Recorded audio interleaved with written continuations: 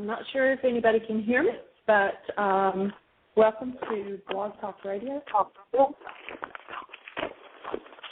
This is MindShifter Radio with Dr. Michael Ryce, the Forgiveness Doctor, every Monday through Friday from 2 to 3. The call-in number is 646-200-4169. And we already have David Hayes on the line, and he's got his hand up with a question. David, you're on the air. Well, I really don't have a question, Jeannie, so much as just letting you know that I was there. Awesome. Well, we're glad you're there, David. And for those who are new to the show, David is the manager at Heartland, and he's on the air with us pretty much every day as we talk about the process of forgiveness and all of the corollary tools that we work with at Heartland. And so welcome, David. I wonder if Terry can Thank you so very much. Okay. Well, it's a beautiful day here in the Ozarks, and we're looking forward to it being springtime here. And actually, it's a beautiful sunny day. It's still a little bit cool, and we're moving in that direction. And, we've been talking about the purpose in life. I don't know if that's what we're going to be chatting about today, or if there's someone with some questions and some thoughts about the different suggestions that have been made over the last several days on the show. And if there's someone that's out there that has done a worksheet or they did the purpose, personal power, and commitment to see about what came up for them, if you'd like to call in and have some feedback on what it is that you've done or you've learned, and or any questions towards any of the tools that's being offered and around this thing called forgiveness.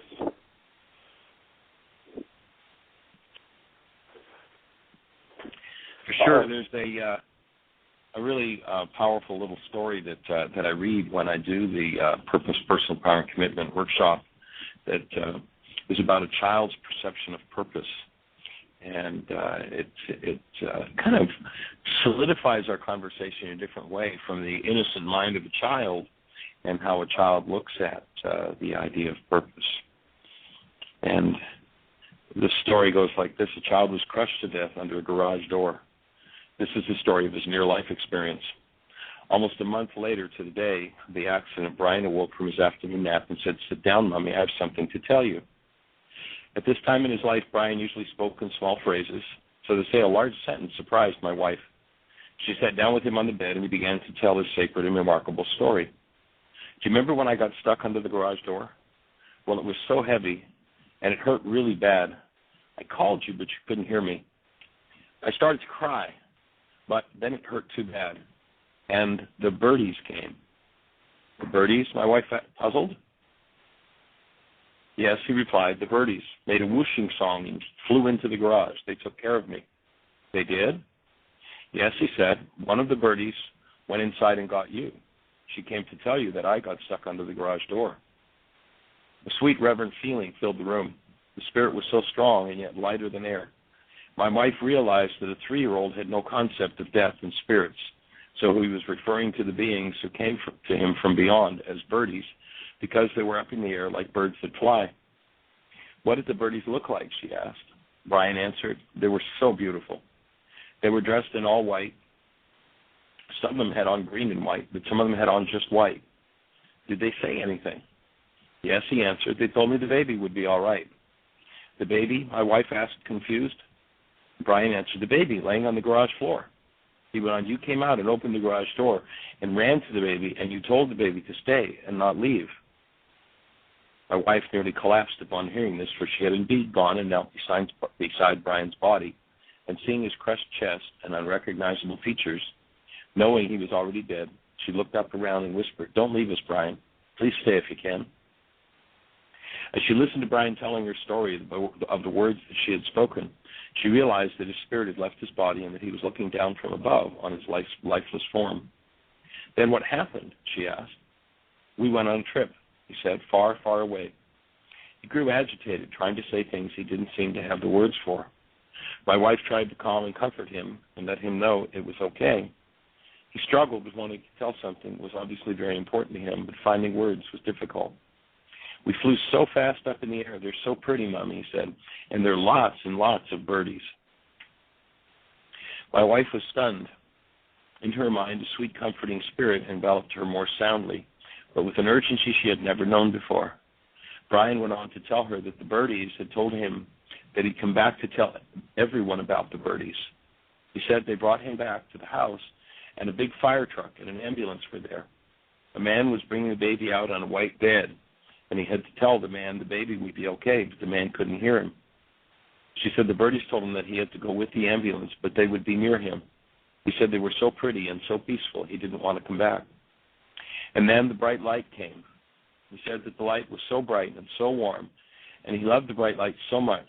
Someone was in the bright light and put their arms around him and told him, I love you, but you have to go back. You have to play baseball and tell everyone about the Birdies.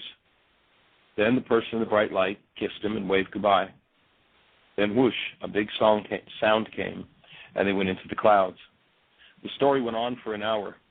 He taught us that the Birdies are always with us, but we don't see them because we look with our eyes, and we don't hear them because we listen with our ears. But they are always there, and you can only see them and hear. And Brian put his hand over his heart. They whisper the things that help us to do what is right because they love us. Brian continued stating, I have a plan, Mommy. You have a plan. Daddy has a plan. Everyone has a plan. We must all live our plan and keep our promises. The Birdies help us to do that because they love us so much.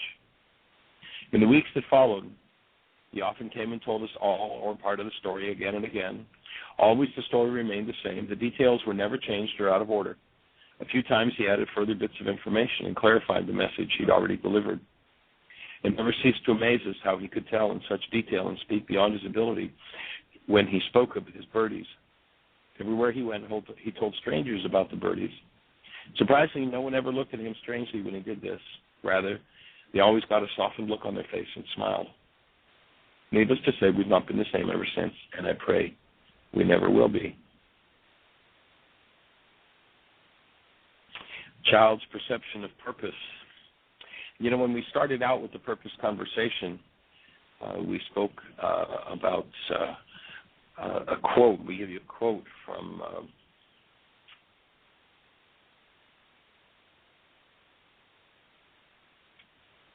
Thoreau. No, from William. Pardon me, my brain's not there. From William James, and it was just a brief one. But then there's another piece to it I'd like to complete. So, what William James says, and William James is considered to be the father of modern psychology. He says, "Until thought is linked to purpose, there is no intelligent accomplishment. Those who have no central purpose in life easily fall prey to petty fears, worries, and self-pityings, all of which are indicators of weakness. Weakness cannot exist in a power-evolving universe." And then he goes on to say, and we apply this writing of his to the secondary purpose that we've done over the last couple of days. And what he goes on to say is, conceive of legitimate purpose implanted in your heart, set out to accomplish it. Make purpose the centralizing point of your thoughts and make it your supreme duty to devote yourself to attaining it. Do not allow your thoughts to wander away. This is the royal road to self-control and true concentration of thought. Even if you seem to fail again and again, as you may until weakness is overcome, the strength of character gained will be the measure of your success and will form the starting point for future power and triumph. Knowing that strength can be developed by effort and practice, begin to exert yourself and adding effort to effort, patience to patience, and strength to strength, and you will at last grow divinely strong. To put away aimlessness and weakness, to begin to think with purpose is to enter the ranks of the strong ones who recognize seeming failure as one of the pathways to attainment, who make all conditions serve them, and who think strongly, attempt fearlessly, and accomplish masterfully. All that a person achieves and all that they will achieve is a direct result of their own thoughts.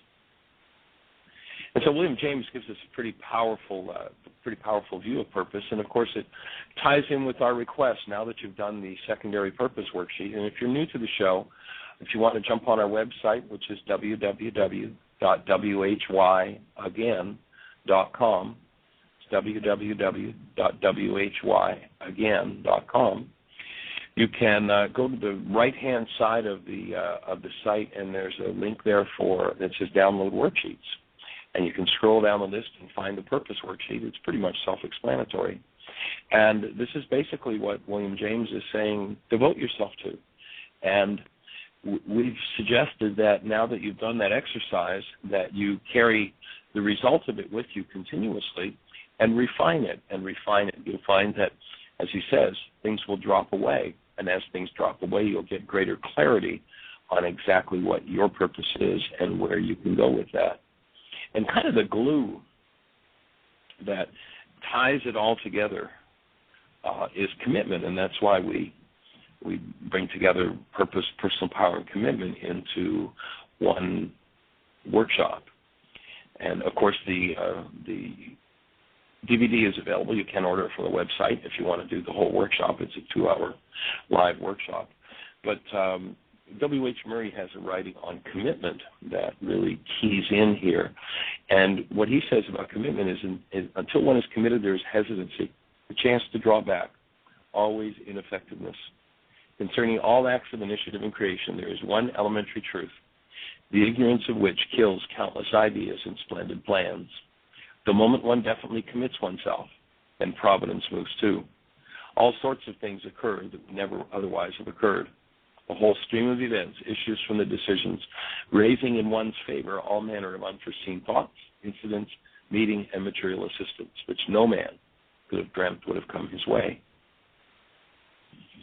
And so as you become committed, and there's actually a really powerful thought in Proverbs. Proverbs 16:3 says, commit your works to love and your thoughts will be established.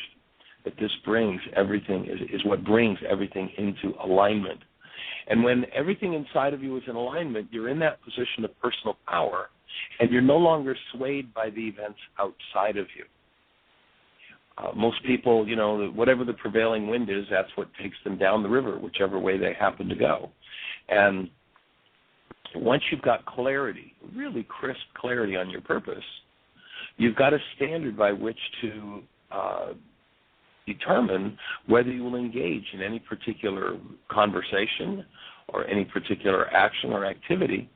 And most people are, that was just the way the world did it to me. The world pushed me in that direction or this direction. But, as with a ship, it's not the winds that determine where a ship goes. In fact, there's an old poem that says, one ship goes east and the other west on the self-same winds that blow.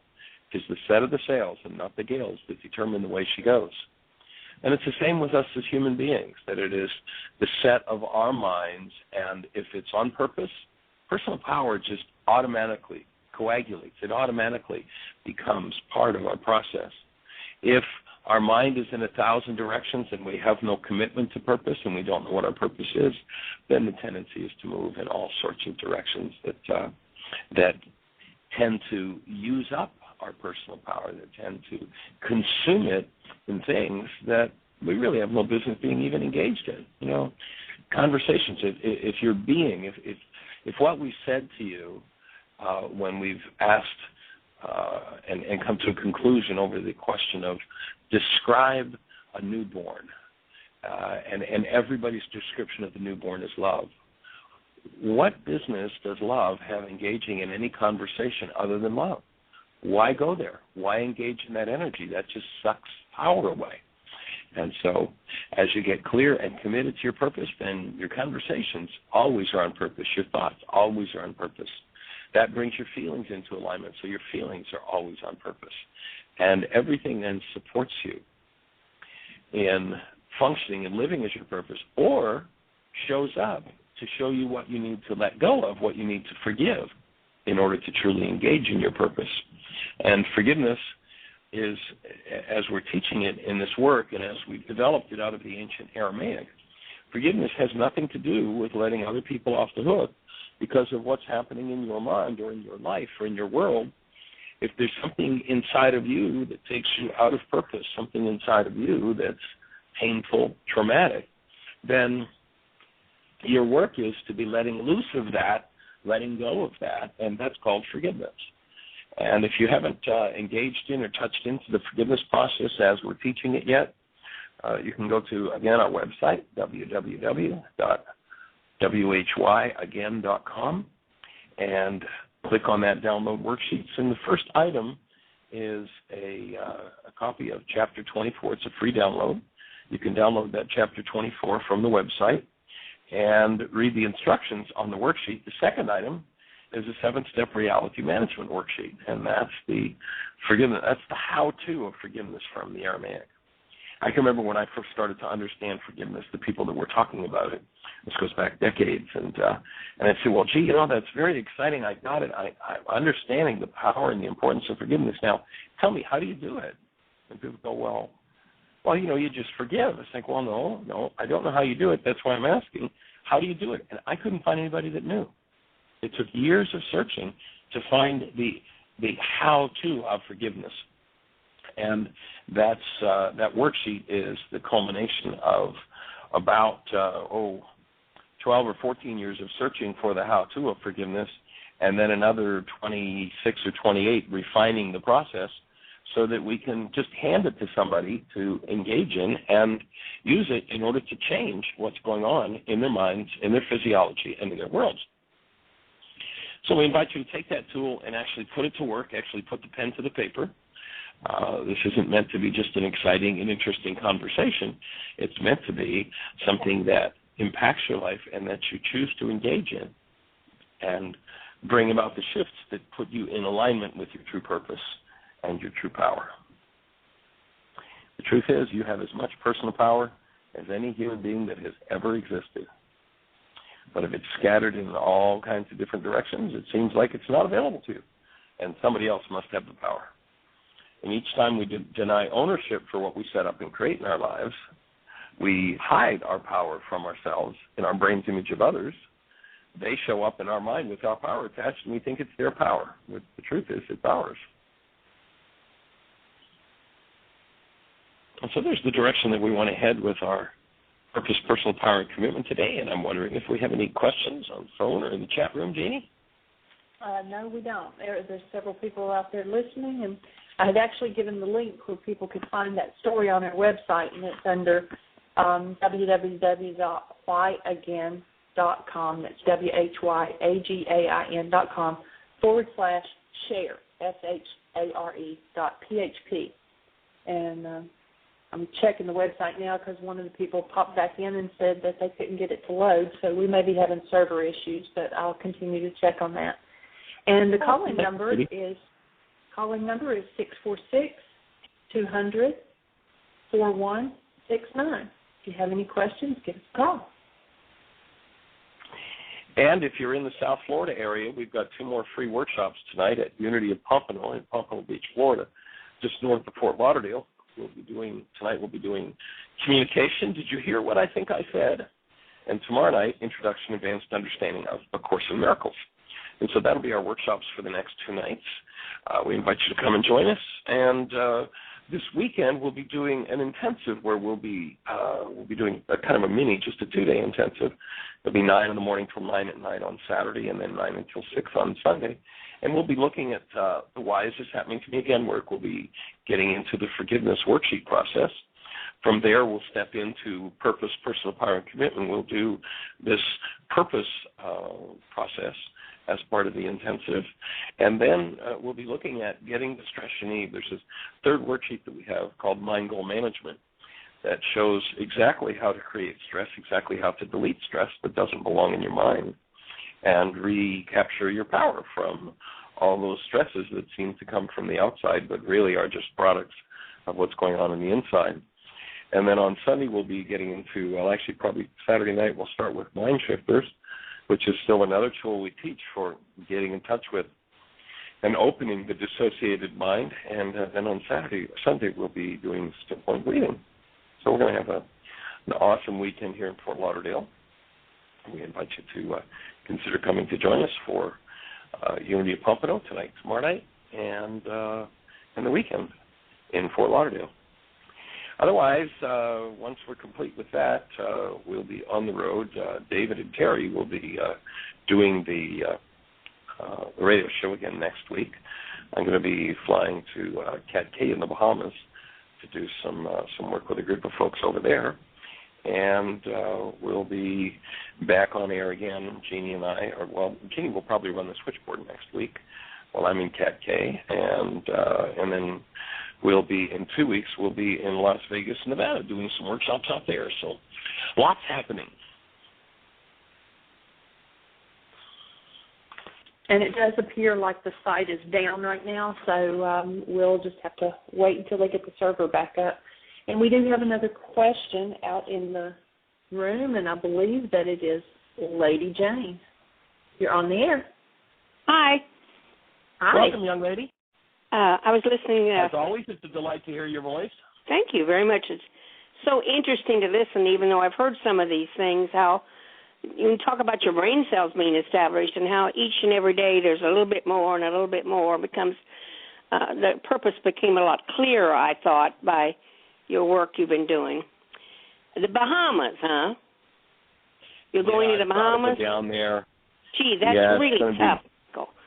It's going to be difficult. I know you're going to be in Indiana praying for snow and icy weather, and I wish I could be there with you. Oh, yeah, right. I noticed you're hesitating to come to Chicago, but you'll probably come when the weather's ideal. Anyway, there's another comment I wanted to share with you. When I shared yesterday about the commitment of doing the worksheets and how important that is, the commitment part. Right. Okay, so I had a physical pain somewhere, and I have been doing, really great work with my family, and I have a group that's coming in tonight, and the commitment that we have is you cannot miss unless it's death or hospitalization. Now, I'm serious about that. I've used that, and it seems to work very well. So I woke up with this pain, and this is the second time we've been together. And so I said, well, Jane, what about your commitment? So I said, well, I'm doing it, because I'm not going to the hospital. I'm not dying. And guess what? The pain went away. See? Of being true to the commitment. And I thought, man, that really works when you do that, when you commit to something and allow it. And the pain went away. Awesome. So I'm just explaining, I didn't have a question, but I do have how these results are working by using your tools. That's why I'm calling. Well, we are delighted that you're using them and sharing them with others and that you're on our team and that we get to be on yours. Okay, well, thank you very much. I'll continue listening. Right. Okay. Bye. Here's you on our lives. Bye-bye. Thanks. Well, Michael, that's music to my heart. I knew it would be. I know you've been working very closely with Jane. Well, part of the commitment and about the purpose, and I read this the other day, and I don't have it in front of me, was for me to really obtain and to understand my purpose, I have to let go of what my ego-based, my dissociated mind, carbon-based memory has told me what my purpose is, and all of the things that I think that would bring me in alignment with it. I sometimes have to let go of those things, even though that they've been embedded and said, "Oh, here's the answer. Here's the answer." I've noticed, just like what Jane was saying, is that once that I commit to something, once that I do that, and you might want to spend a little bit of time talking about this, Michael, in the way that how the mind blocks things out then and holds it on focus of what and shows me the things that need to be done. Do you have an example of what that might look like? Tell me more about your thinking there, David. Okay. So once that I really decide on something, like what Jane was talking about, and even though that there's all these other thoughts that come into my mind and the excuses, the reasons, the justifications, all those things, that they are just things that are just popping up, kind of like a pop-up on a screen, to distract me from what it is that I was focusing on. And when I cancel those out, when I discontinue looking at those and get right back to what you were talking about at the beginning of it, when the sailor has got that vision of where it is that he's going. And the small distractions that I've allowed myself to get caught up in has never brought me to my purpose. So I have to really be willing to let go of those and to see something new, and if I don't, then I'm trapped in that. So it's a balance of it. It's a little bit of one and a little bit of the other as well. That, okay, it's not going to come up there. What's going to show up in my mind first are the things that I've already told my mind is my purpose. And until I let go of those, then I may not see my real true purpose. And whatever it is that's bringing me joy, really that exhilaration that's difficult to describe, like with the newborn child, of that being in alignment, then I've got to let go of some things that I've said is my purpose. So what I was asking and talking about, it seems that I'm putting you on the spot with this about what do you remember when you said this, and there's so many things that have been said, that when the mind, when there's so much of it, like with the 9 bits, once I'm focusing on that, then the only thing that can come through is the things that are in alignment with that. So maybe to talk about the filters of intentions, and if I'm coming from the filter of love, then the only thing that I can see are the loving things. If I'm coming from the filter of hostility and fear, then I can only see certain things. When I choose love, then those other things are still going to pop up, and it's just really about focusing on that filter. Does that help?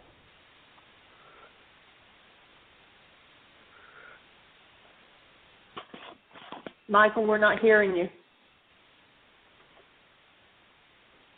Thank you, sweetie. I There pushed you go. the mute button. I was listening, David.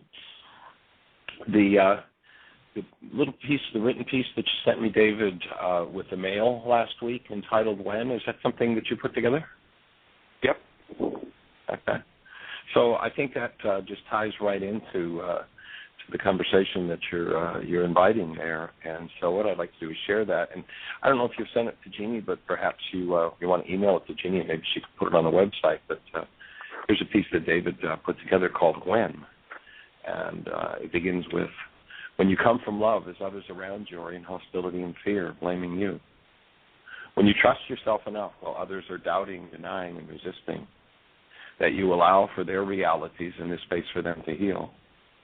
When you are patient, willingly accept and do the work required to heal, rather than rationalize to yourself or others. With a little reminder in there that rationalize. When you ask, listen for the truth, then follow truth's guidance and instructions. When you dream, take action to accomplish those dreams while meeting success and failure with the same appreciation. When you hear the truth you've spoken, twisted by family, friends, and strangers, then send them love and gratitude. When you see all the work you've done destroyed and enthusiastically begin again. When you align goals and purpose to a higher purpose. When you talk to loved ones, associates, or crowds of strangers, always with an increase of love for all concerned. When you have a love of God, neighbor, and self. When you live each moment in joy and giving. When you, above all else, choose to see truth, then you are a true human being, my friend. That's a pretty cool set of instructions, David. Thank you. Yeah, that was, thanks for my reminder of what it is I need to do. Well, I love what Richard Bach says. We teach best that which we most need to learn. And here we are, all learning exactly how to live a human life. And we're learning to live a human life in a physiological device that holds 1,000 generations of memory where very little human life actually showed up, where so much of it was based in rage and fear and guilt and blame and, that old Western concept of sin, and instead of being something that's simply off the mark, which is the Aramaic idea of sin, in this culture, it becomes kind of a center point of theology, and the request of people who hold that as their center point is that you become identified with it, that you identify yourself and claim yourself as that, which is just another way to degrade your true spiritual beingness. I mean, what a kick to God to say, I am a sinner, as though that's what God created, that the Creator created. And once you recognize, okay, so you came from a device. You have a device called the body-mind unit, and we talked the other day about that video, the ghost in your genes. Google that video and watch it. It's awesome what they're finally discovering in the so-called scientific world about genetics. And so your device has hostilities, the fears, the griefs, the pains, and what they're proving is that in this, that these geneticists are showing is that even things like a famine will affect 2, 3, 4 generations after the famine has occurred. When 9/11 happened, the generations that weren't even born yet were impacted in the same way genetically as the parents were. The Holocaust survivors had family members who were not part of the Holocaust but had the same stress responses as those who are in the Holocaust, that these things are passed to us. And so we inherit this body-mind unit with every frequency of the previous generations. I offer there will come a time when the geneticists will start to recognize that what used to be called junk DNA is really the record of all of your generations stored within your physiology. And if you are locked into your body's mind, or what's called your body's mind, if you're locked into the responses held in physiology, then, virtually anything is fair game. Any kind of rage, fear, grief, pain, trauma. I mean, you start looking through our genetics and the unconsciousness of our forebears, the wandering in the desert that our forebears have done, and that stuff comes up and tends to want to guide your behavior. And if you are cognizant of who you are, if you remember, no, you are not sinner. Have you done things that are off the mark? Sure, we all have, and we all continue to. But that's not an identity. It's not who we are. It's just something that we've done, and it's something to be unloaded. It's something we were born into. We have this body-mind unit with that propensity toward things that are based in hostility and fear. But all of that can be undone if you know the man named Yeshua. All of that can be undone by using the tools that he presented. And in his native Aramaic, he knew exactly how to disassemble these things and gave us tools. And then when those words were translated out of the Aramaic into the Greek, most all of that was simply lost. It was just disappeared. So what we're working to do as we travel around the country, around the globe, what we're working to do at Heartland is to steep people in these tools. What we're working to do in this radio show is to support each of you as listeners, and ultimately every mind, heart, and being on the planet in acquiring these tools. How do you go in and mute? How do you go in and remove the genetic propensities that take you into rage and fear when you know you're a being called love? That's called forgiveness. Yeshua knew exactly how to do that. There's a tool for doing that, but all too often the translation is so inadequate. You can't translate a word beyond your own level of understanding. And so what happens is so many of the Aramaic ideas, because the Greeks had not a clue of where this man was going, so many of the ideas are reduced to the level of the translators and the level of awareness and understanding of the translators. So remember, this Greek culture was steeped in these stories about these gods who raped their own mothers, slaughtered their own children, destroyed their friends. I mean, on and on and on it goes. And these are literal, energetic impacts in our genes. And you can't see beyond the level that those genes can take you until you wake up to who you are. And so we don't find the accurate words and the accurate translation, especially of the how-to, When I introduce the Aramaic to a group of people, I like to tell a little story about, let's imagine that you are the best translator of Aramaic of Russian into English and English into Russian in the world. And we hear from somebody who hears we're going to be doing these workshops out in Las Vegas, and you pick up the phone, you live in Las Vegas, and you call me and say, hey, Michael, I heard from a guy who's from Russia, and he wants to come over and be part of the workshops, and so I'm going to bring him to the workshops and introduce him to you, and hopefully you'll be able to spend some time with him. And I said, oh, that's awesome, great. And you're going to translate for him? Yes. That's great. So we do a week of workshops, and this fellow from Russia, you bring him to the workshops, you translate for him, you translate back, and, all goes well. We end up going out for dinner a couple of times with this guy. We just have a great time. And he's getting ready. The workshops are finished, and he's getting ready to fly back to Russia. And I ask you if you would just share my admiration for him by telling him that I think that he's really cool. And you, in your best Russian, turn to him and say, Michael thinks you've got a low body temperature. You translated my words absolutely perfectly, but you didn't say a word about what I meant. Well, there are so many things in the Aramaic that the Greek, the level of translation, even though these people were some of the most awesome translators in the world, what you're not trying to translate words out of the Aramaic. What we're working to do is to translate an experience and to give people the tools for having that experience. Instead of just buy into you're a hopeless sinner and, that's the way it goes, and if you just do what a preacher says, then everything will be okay. Rather, let's be restored to our human life.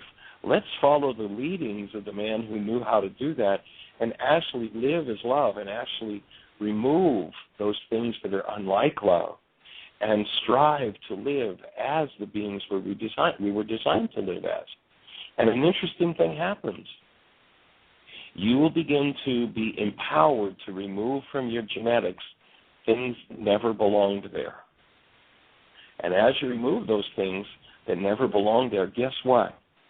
The generations in which those things started, be it 2 generations ago or 200 generations ago, people who lived those lives will be released as you are released. And you're going to change what you pass on and the space you hold to your future generations. And so as you go in and do your work, you remove the hostilities, the fears, the griefs, the pains, the traumas, the aberrant behaviors of the generations, the toxic effects of generational influence.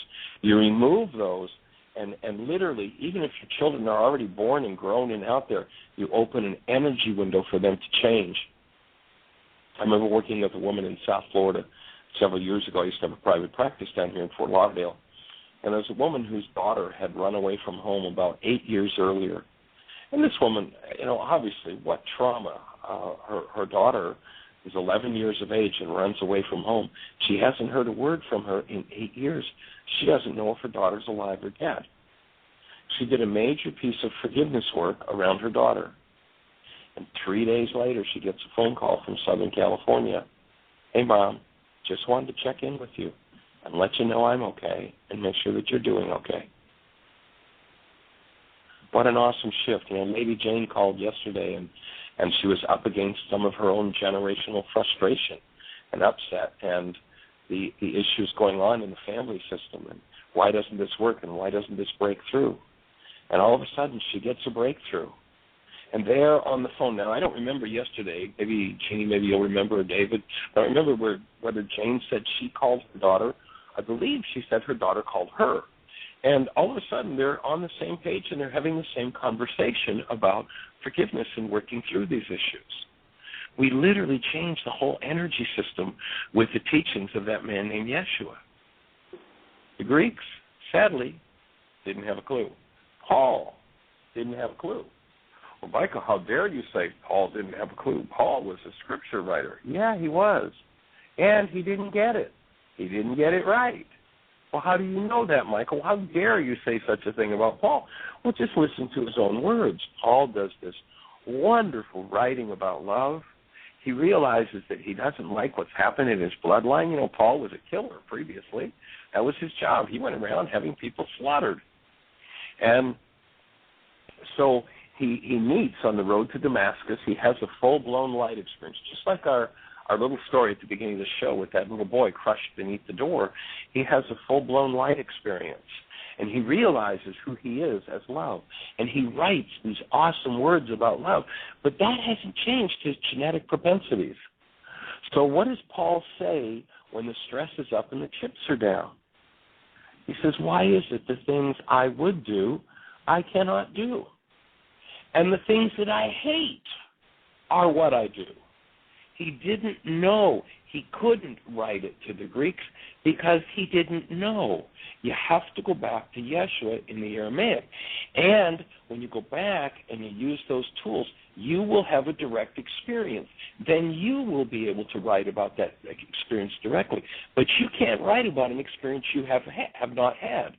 You can hear about somebody else's experience, and you can write about it, but you can't write about it in the first person as having had that experience.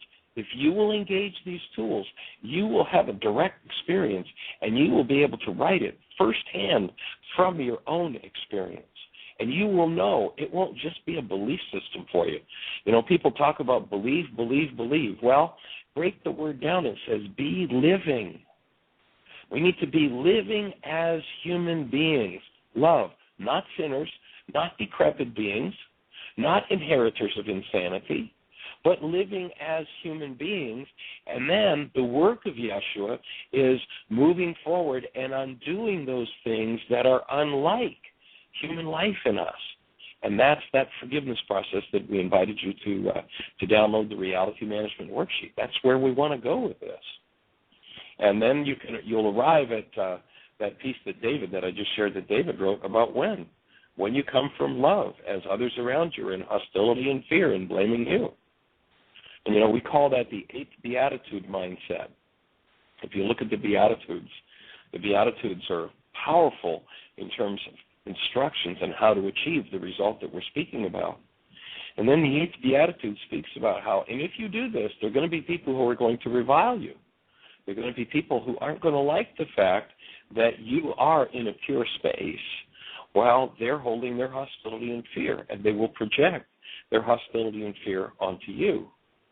And so recognize that, be okay with that, and stay centered in your being. If you get lost in what they're throwing at you, here's your next piece of work, that's all.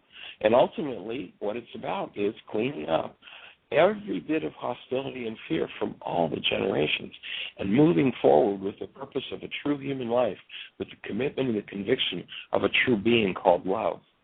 Then you've got a human life, and then you're moving forward. Hey, Michael? Yes, sir. That was very nice. You just gave me another little piece in the be living. I'm losing you, David. David, a little closer to your phone, or if you're on speaker, take it off. It's hard to hear you. Okay. On the beliefs, be living, then I just had another little insight about that I'm always living what it is that I believe. I'm not always living the truth, though. I'm only living my beliefs. And just because that I have a belief doesn't mean that it's the truth.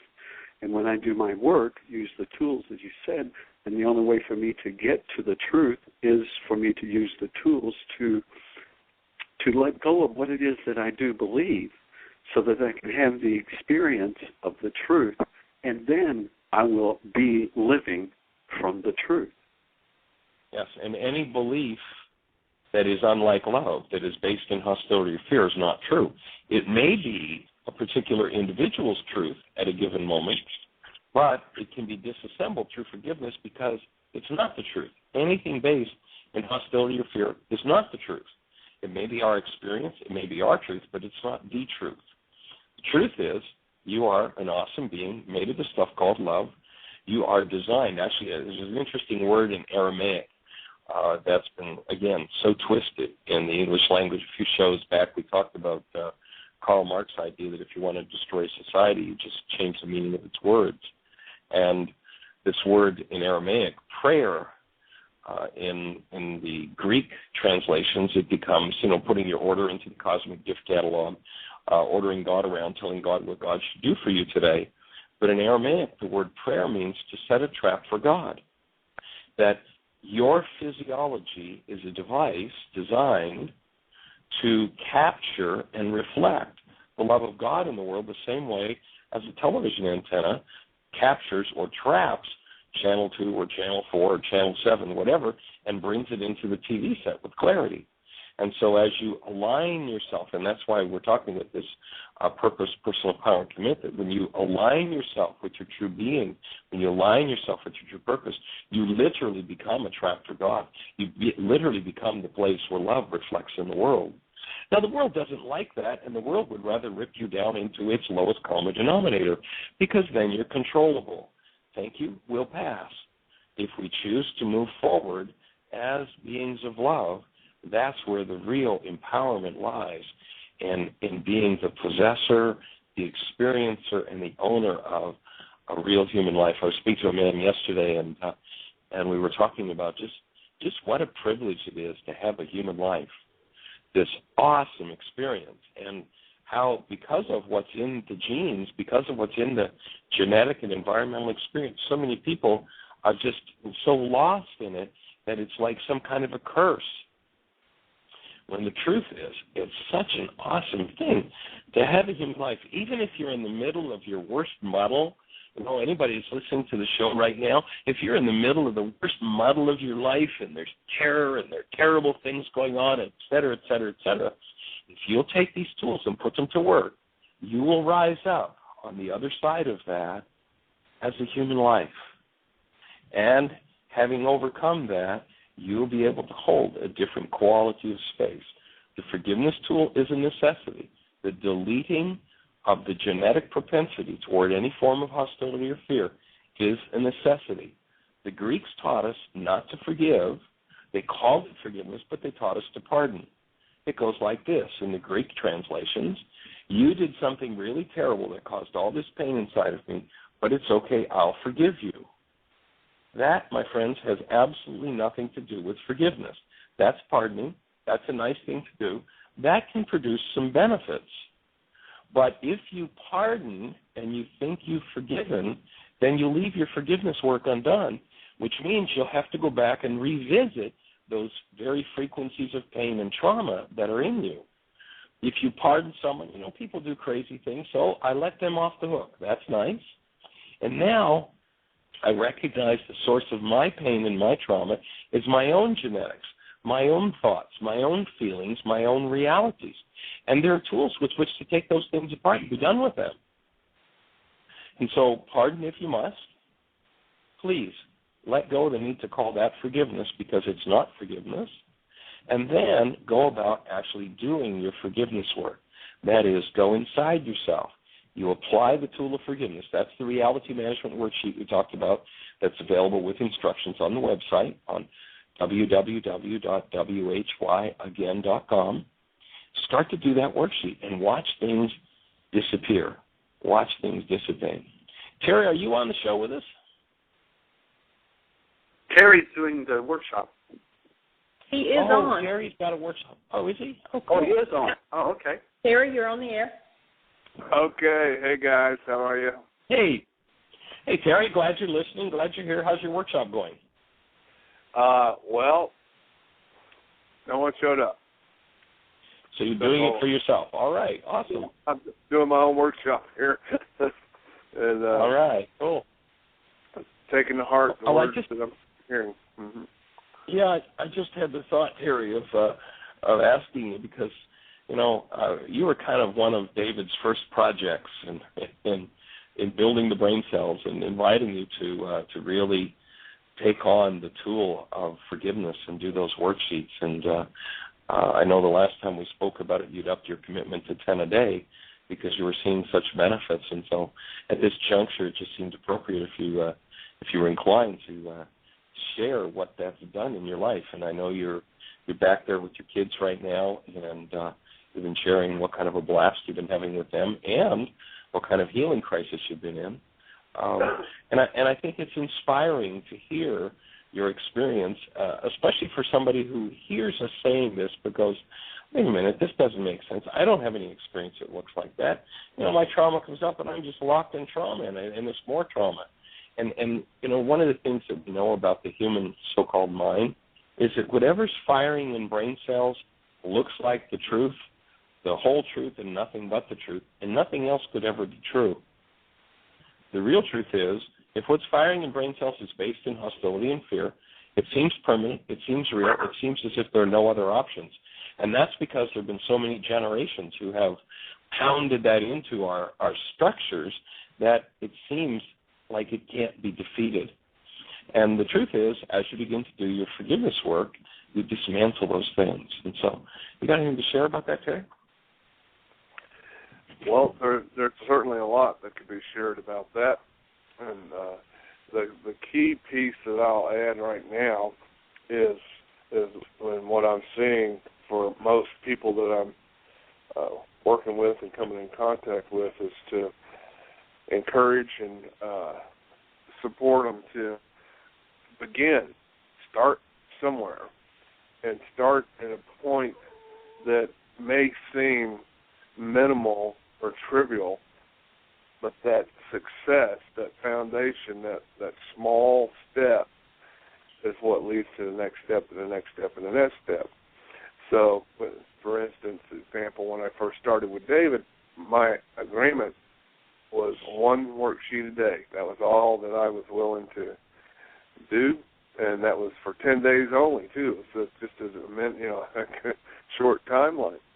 And over the weeks and months, it's risen to where it's 10, but that 10 is also a minimal. I can do more. That's another piece that my mind wanted to lock on to.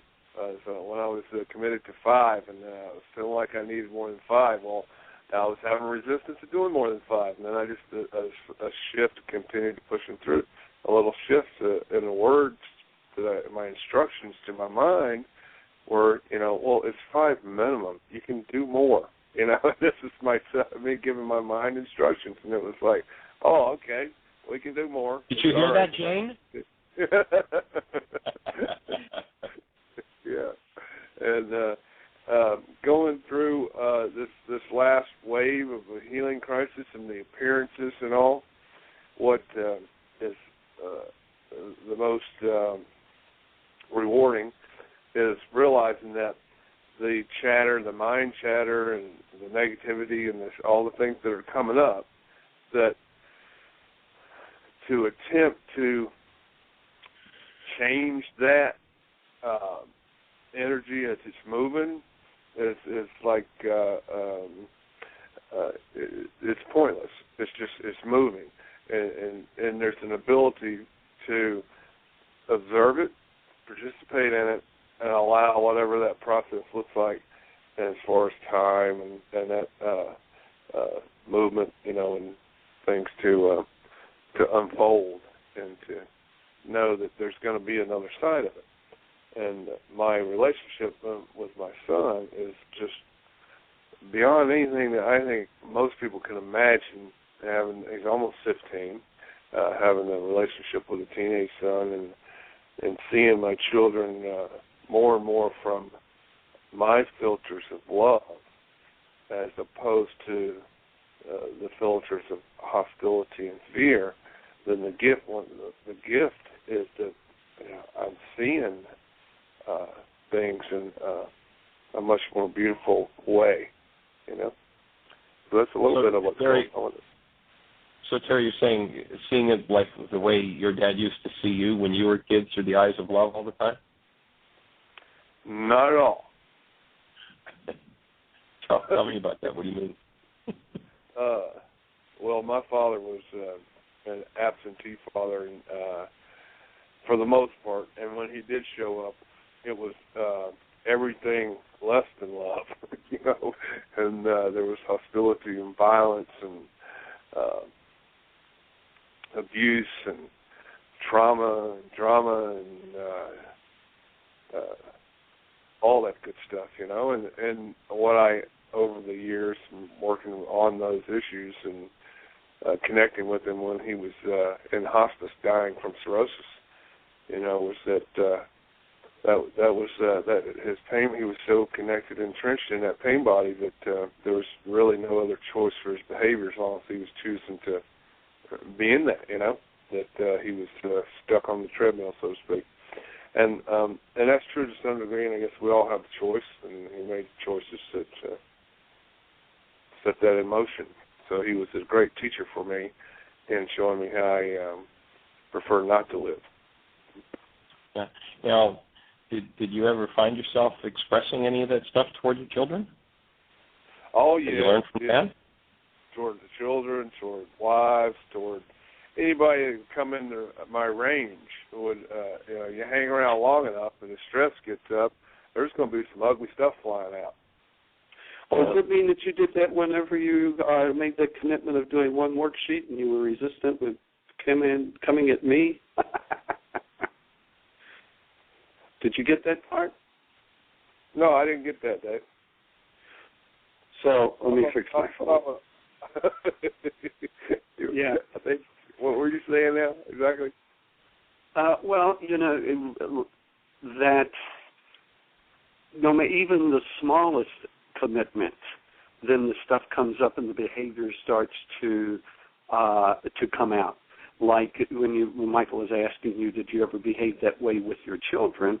And I was just inviting you to comment about that same behavior didn't only just go with your children, that it went with other people, and especially people that were there to support you.